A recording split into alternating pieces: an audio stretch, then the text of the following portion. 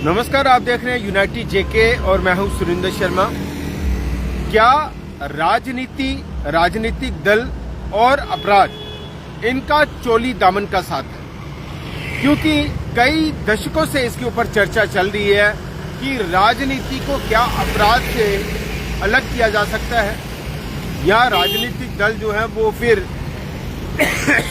अपने जो पार्टियों का जो मैंडेट है वो अपराधी छवि यानी क्रिमिनल बैकग्राउंड के लोगों को क्यों देते हैं। और एक तरफ हम बात करते हैं स्वच्छ सरकार की, बेहतर सरकार की, बेहतर सिस्टम की, लेकिन आपको ये जानकर और इस खबर को कि आज भी देश में कई ऐसे सरकारों में कई ऐसे मंत्री हैं जो क्रिमिनल बैकग्राउंड के हैं और करीब ये आंकड़ा 47% है। यानी जो association of democratic reforms ADR जो ऑर्गेनाइजेशन है जो इसके ऊपर काम करती है और इसके बारे में पूरी जानकारी देती है, जब भी चुनाव होता है तो अगर आपको अपने कैंडिडेट के बारे में जानकारी हासिल करनी हो तो उसका पूरा ब्यौरा जो है वो एडीआर जो है वो मुहैया करवाती है। हाल ही में जिस तरह से केंद्र सरकार ने एक नया कानून लाने की बात कही है कि जो भी क्रिमिनल बैकग्राउंड का जो नेता होगा या जिसके ऊपर ऐसा अपराध होगा जिस अपराध के लिए 5 साल जो है वो उसकी सजा हो, तो चाहे वो प्रधानमंत्री हो, चाहे वो मुख्यमंत्री हो, चाहे वो कैबिनेट मिनिस्टर हो, तो उनको अपने पद से हटा दिया जाएगा या 30 दिन के अंदर वो खुद ब खुद जो है वो अपने पद से हट जाएंगे। इस कानून के बाद एडीआर ने इसके ऊपर एक एक्सरसाइज की और ये आंकड़े सामने लाए हैं कि देश भर में कितने मिनिस्टर्स जो हैं वो क्रिमिनल हैं, यानी क्रिमिनल बैकग्राउंड के हैं। और इसमें आपको बताएं कि करीब 27 राज्य यानी 27 स्टेट्स और 3 यूटी प्रदेश, उनमें से करीब 643 टोटल जो मिनिस्टर्स हैं पूरे देश भर में, 643 मिनिस्टर्स में से आप जानकर हैरान हो जाएंगे, परेशान हो जाएंगे कि 47% ऑफ दिस 643 वो क्रिमिनल बैकग्राउंड के मंत्री हैं जो सरकारें चला रहे हैं, चाहे राज्यों में,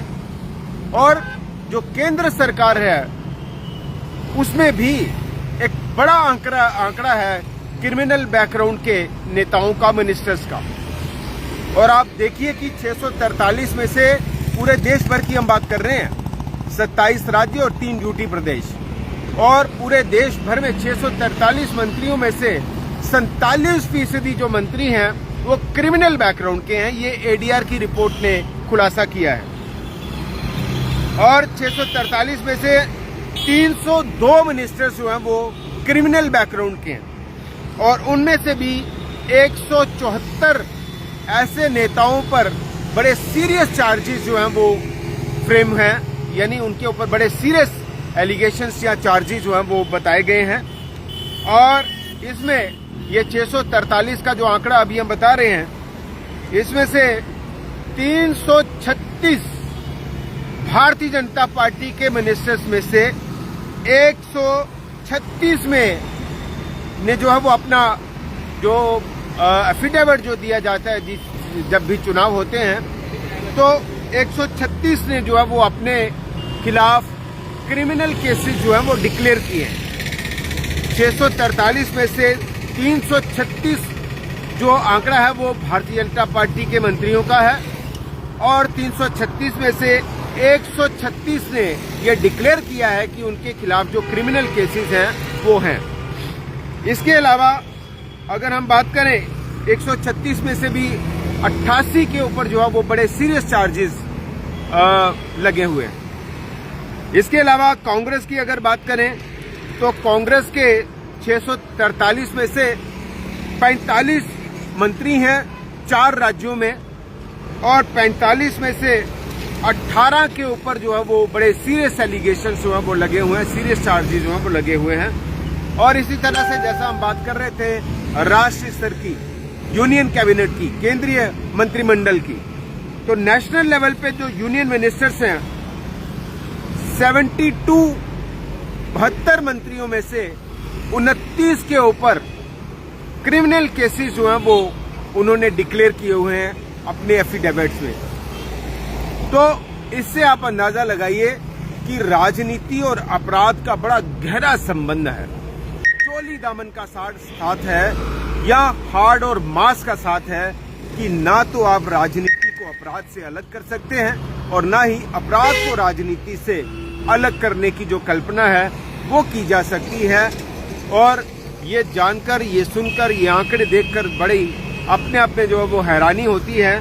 कि इस वक्त जो केंद्र में सरकार है 72 मंत्रियों में से 29 के ऊपर क्रिमिनल बैकग्राउंड के जो केसेस हैं वो रिकॉर्ड हैं और वो खुद उन्होंने इन चीज़ों को डिक्लेयर किया है। और इसके अलावा अगर हम कई ऐसे पार्टियों की बात करें, तेलुगु देशम पार्टी है, डीएमके है और कई पार्टियां हैं। और जम्मू कश्मीर की अगर बात करें तो जम्मू कश्मीर में फिलहाल थोड़ी सी राहत है। वो इसलिए है चूंकि जम्मू कश्मीर में इस वक्त जो है वो जो सरकार है मुख्यमंत्री उमर अब्दुल्ला की और 6 टोटल मिनिस्टर्स हैं और हरियाणा, जम्मू कश्मीर, नागालैंड और उत्तराखंड, इन राज्यों में या यूटी प्रदेशों में जो इस वक्त जो मंत्री हैं उनके ऊपर कोई क्रिमिनल बैकग्राउंड का जो केस है वो नहीं है और ना ही इन नेताओं ने, इन मंत्रियों ने अपने खिलाफ एफिडेविट में कोई ये डिक्लेयर किया है कि उनके खिलाफ जो क्रिमिनल केसेस हैं वो रिकॉर्ड है। तो इस तरह से आप देखिए कि राजनीति जो है वो किस तरह से अपराध के दम पर फल फूल रही है और देश की ऐसी व्यवस्था अब तक जो है वो बदल नहीं पा रही, चाहे सरकार कोई भी हो। हालांकि इस दिशा में जो केंद्रीय गृह मंत्री हैं उन्होंने एक बड़ा मूव किया है, एक बड़ी कोशिश की है कि राजनीति और अपराध को अलग करने की या अपराध से राजनीति को दूर करने की या खत्म करने की कि जो कानून बनाने की बात कही गई है कि जिसके ऊपर भी ऐसा केस होगा जिसकी सजा 5 साल हो तो 30 दिन के अंदर यानी 1 महीने के अंदर उस नेता की जो कुर्सी है वो खुद ब खुद खत्म हो जाएगी, चली जाएगी। तो उसके ऊपर जो है वो अभी देश की संसद ने इसके ऊपर जो है वो प्रस्ताव पारित किया और अभी देखना होगा कि ये जो नया कानून बनाने की सरकार की जो पहल है या केंद्र सरकार ने या गृह मंत्री ने जो कोशिश की है तो ये कितनी हद तक कारगर और कामयाब होती है ये देखना बड़ा अहम और लाजमी होगा। लेकिन अपने आप में बड़ी परेशानी वाली बात यह है कि देश भर के 27 राज्यों और 3 यूटी प्रदेशों को मिलाकर कुल देश में 643 मंत्रियों में से 47% जो मंत्री हैं वो क्रिमिनल बैकग्राउंड के हैं। ये एक बहुत बड़ा आंकड़ा है, करीब 50% का जो आंकड़ा है। अब बड़ी बात यह है कि इसके लिए दोषी कौन है, कौन इन लोगों को चुनता है। लोग वोट डालते हैं और उनको कुर्सी पर बिठा देते हैं।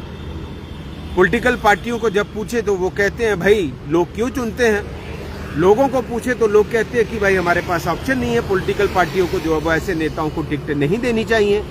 और टिकटों को लेकर क्या कुछ गणित बैठते हैं, उसमें राजनीति भी होती है, उसमें जो धर्मवाद भी देखा जाता है, कौन सा नेता कहाँ से किस कम्युनिटी का है और वो किस कम्युनिटी का वोट ले सकता है और किस कम्युनिटी का वोट तोड़ सकता है। ये सारे परम्यूटेशन कम्बिनेशन जो है वो लगाए जाते हैं और फिर ऐसी व्यवस्था जो है वो सामने आती है जो समाज के लिए, देश के लिए कहीं ना कहीं घातक साबित होती है, खतरनाक साबित होती है। और ये आंकड़े बता रहे हैं कि राजनीति और अपराध का बड़ा गहरा संबंध है और राजनीति और अपराध को दूर करना या खत्म करना या अलग करना ये बहुत बड़ी चुनौती है। और ये आंकड़े बता रहे हैं कि 47% जो नेता हैं, जो मंत्री हैं इस वक्त,